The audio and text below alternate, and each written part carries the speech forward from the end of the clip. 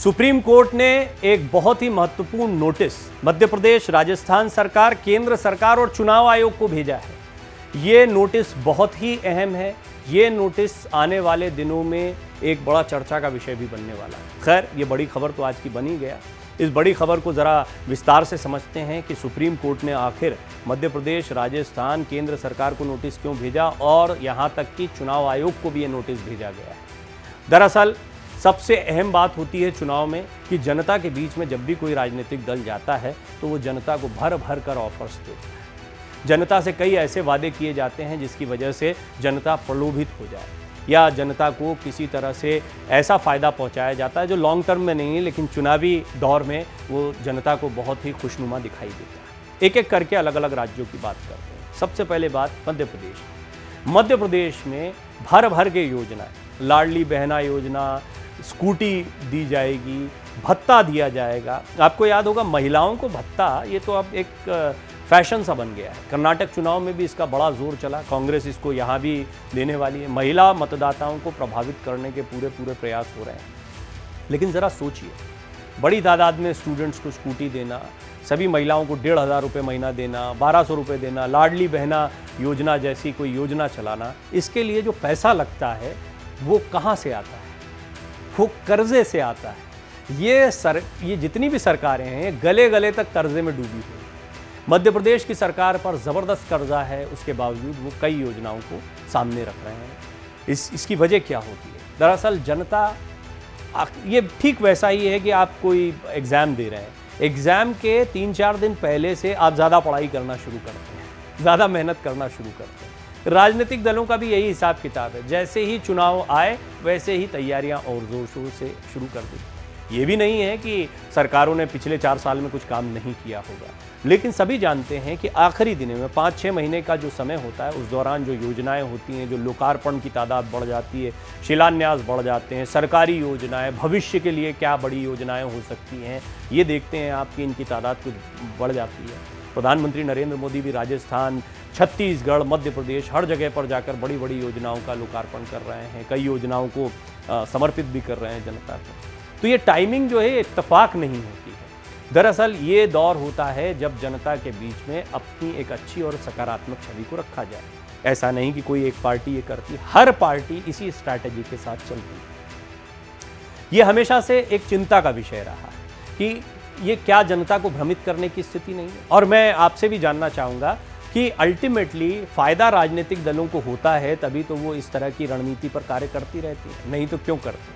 आपको क्या लगता है कि जब आपके सामने ऐसी योजनाएं अचानक से चुनाव के पहले रखी जाती है तो वो आपको प्रभावित करती है? नेताओं की एक ब्रांडिंग भी होती है, उनका चेहरा भी होता है, उस चेहरे को मजबूती के साथ पे रखा जाता है और ये बताया जाता है कि इन्होंने पहले भी कार्य किया और देखिए भविष्य के लिए इनके पास ये योजना है। अब ये मध्य प्रदेश की बात हुई। राजस्थान का पूरा चुनाव अशोक गहलोत की योजनाओं पर ही लड़ा जा रहा है। एक के बाद एक वो योजनाओं की बात कर रहे हैं और यही वजह थी, उनकी ये रणनीति बड़ी कारगर भी दिखाई पड़ी। इसीलिए बीजेपी फिर राष्ट्रीय परियोजनाओं को लेकर वहाँ गई। प्रधानमंत्री ने कई बड़े कार्यक्रमों में उद्घाटन करने शुरू किए, शिलान्यास शुरू किए। उन्होंने ये तक कहा कि एक कार्यक्रम में जब अशोक गहलोत नहीं पहुंचे तो कि अशोक गहलोत को मुझ पर पूरा भरोसा है, गारंटी है मोदी कि काम होकर रहेगा, इसीलिए वो नहीं आए हैं, उनका धन्यवाद, उन्होंने हार मान ली। इस तरह का बयान भी आया।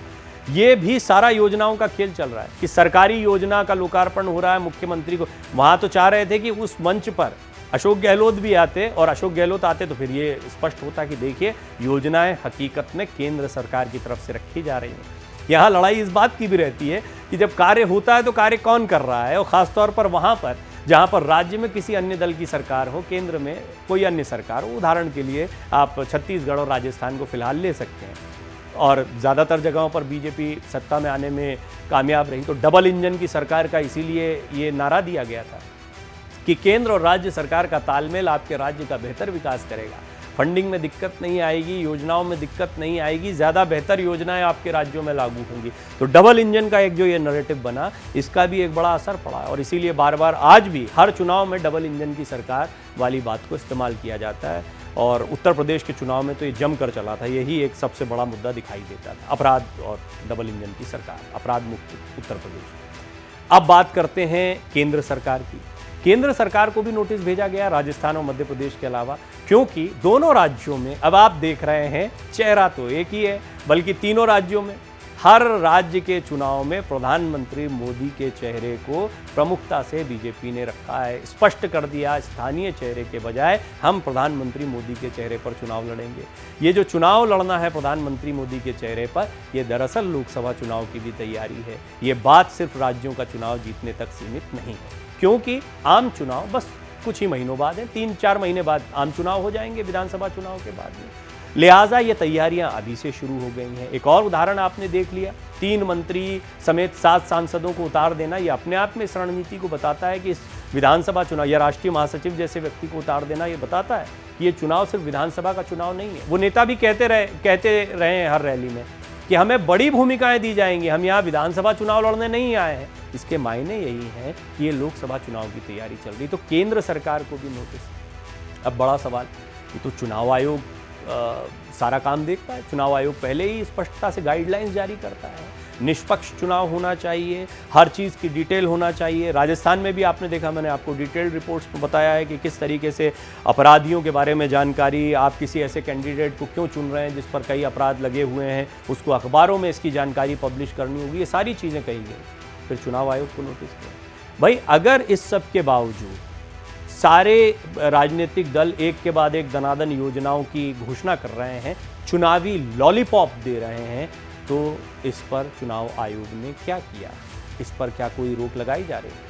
नोटिस का मतलब ये होता है कि सबको ये बताया जाता है और उनके ध्यान में ये बात लाई जाती है कि भाई चुनाव जो होता है उसमें आप ऐसी कोई लालच नहीं दे सकते हैं, ऐसी योजनाएं अचानक से नहीं थोप सकते हैं या डाल सकते हैं जो अतिरिक्त बजट हो और जो लॉन्ग टर्म में जनता के हित में ना दिखाई दे रही हो या जिसको आगे तक बढ़ा पाना बहुत मुमकिन ना दिखाई दे रहा हो। तो सुप्रीम कोर्ट का ये नोटिस जो है वो बहुत महत्वपूर्ण है, राजनीति में काफ़ी चर्चा का विषय बना हुआ है, लेकिन ये इसलिए भी अहम है।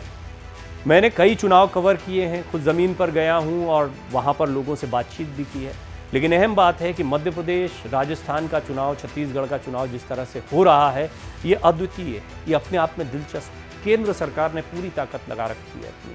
इसकी सबसे बड़ी वजह है एक एंटी इनकम्बेंसी मध्य प्रदेश में, कर्नाटक का चुनाव हारना, छत्तीसगढ़ में बहुत मजबूत स्थिति नहीं होना और राजस्थान में कांटे का मुकाबला होना।